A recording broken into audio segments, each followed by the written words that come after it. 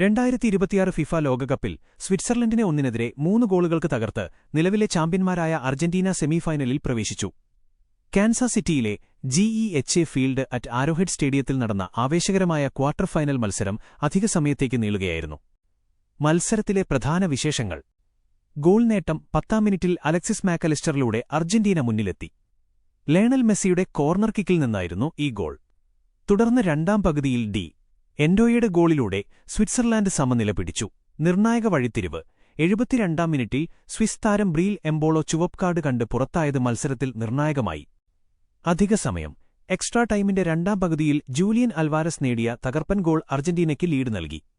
തൊട്ടുപിന്നാലെ Lautaro Martinez കൂടി ലക്ഷ്യം കണ്ടതോടെ വിജയം പൂർത്തിയായി.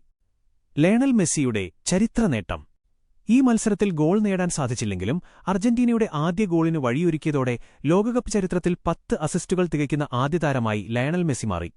ഫുട്ബോൾ ലോകത്തെ ഈ വലിയ റെക്കോർഡ് മെസ്സിയുടെ കരിയറിലെ മറ്റൊരു പൊന്തൂവലായി മാറിയിരിക്കുകയാണ്.